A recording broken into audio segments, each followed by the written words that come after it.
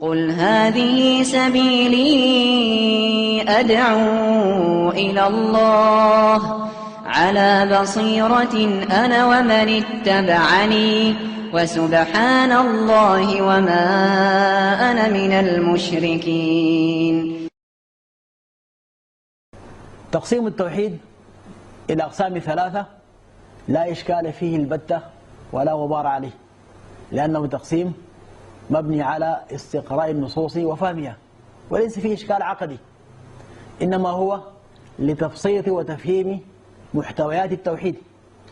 فإن العلماء رحمهم الله ابتداء من أبي حنيفة وغيرهم من العلماء في الرعي الأول ذكروا أن آيات التوحيد إما أن تتكلم عن إفراد الله بالعبادة، وهذا توحيد العبادة، أو تتكلم عن أفعال الله تعالى التي لا يفعلها غيره كالخلق والرزق والتدبير وسموا هذا توحيد الربوبية، أو تتكلم عن أسماء الله وصفاته، أن الله هو الإله الذي له الأسماء الحسنى والصفات العلى، فسموا هذا النوع الثالث بتوحيد الأسماء والصفات، لا إشكال في ذلك.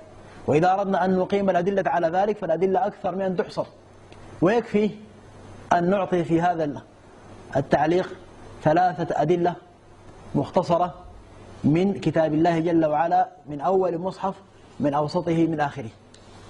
في سورة الفاتحة تضمنت سورة الفاتحة أقسام التوحيد الثلاثة، فقوله تعالى الحمد لله رب العالمين فيها الربوبية، فالله رب العالمين هذا توحيد الربوبية. الرحمن الرحيم مالك يوم الدين، في هذا تقرير توحيد الأسماء والصفات، فإن من أسماء الله الرحمن الرحيم، وإن من صفات الله الرحمة، ومن صفات الله الملك، فالله هو الملك والمالك، هذا توحيد الأسماء والصفات. إياك نعبد وإياك نستعين، في هذا تقرير توحيد العبادة، وأن الله جل وعلا هو المعبود وحده دون ما سواه. هذه سورة الفاتحة. إذا قفزنا إلى منتصف المصحف إلى سورة مريم قال تعالى رب السماوات والأرض وما بينهما، توحيد الربوبية. فاعبده واصطبر لعبادته، هذا توحيد الألوهية. هل تعلم له سميا أي شبيها ومثيلا، هذا توحيد الأسماء والصفات. إذا أخذنا آخر سورة من كتاب الله تعالى سورة الناس، يقول تعالى قل أعوذ برب الناس، رب الناس فيها دلالة واضحة صريحة على توحيد الربوبية. ملك الناس فيها دليل على توحيد الأسماء والصفات، لأن من أسماء الله الملك، ولأن من صفات الله الملك الشامل المطلق لكل شيء. ملك الناس. إله الناس فيها توحيد الألوهية، فالله الإله الواحد، فلا إشكال البتة على هذا التقسيم. وأما من أنكر هذا التقسيم ووصفه بأنه بدعة فهذا من فهمه الخاطئ ومن سوء تصوره ومن ضعفه في الفهم لكتاب الله سبحانه وتعالى. ثم إن هذا التقسيم درج عليه علماء، تقسيم المسائل والأبواب درج عليه علماء لتفهيم العلوم وتبسيطها وتسهيلها. فالعلماء قسموا الكلام إلى اسم وفعل وحرف، وقسموا الكلام كذلك إلى خبر وإنشاء، فالكلام إما خبر وإما إنشاء.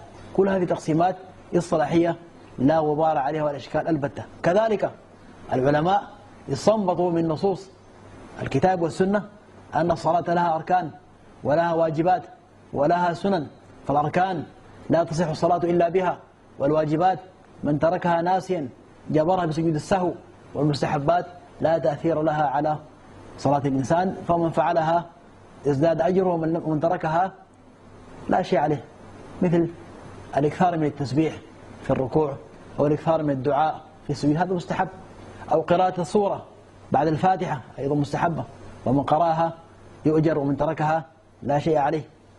كل هذه التقسيمات العلماء أخذوها من استقراء وتتبع نصوص الكتاب والسنة فخرجوا بهذه التقسيمات. إذن هذا التقسيم لا إشكال عليه البتة ولا غبار عليه.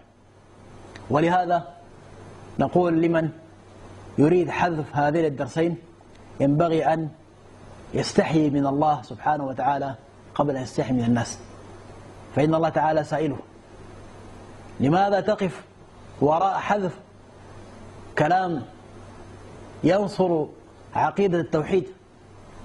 لماذا تصر على حذف مسائل يحتاجها الناس في مجتمعاتهم كمحاربة الدجل والشعوذة والسحر والعرافة والكهانة. لماذا تحذف هذه المسائل المتعلقة بتوحيد الله جل وعلا؟ هذه مسؤولية أمام الله سبحانه وتعالى، ولذلك نطالب وسنظل نطالب بإلغاء هذا القرار، لأن هذا القرار يعتبر وصمة عار على الوزارة لو أنها أصرت على هذا القرار، لأن فيه هدما لأصول قررها القرآن والسنة.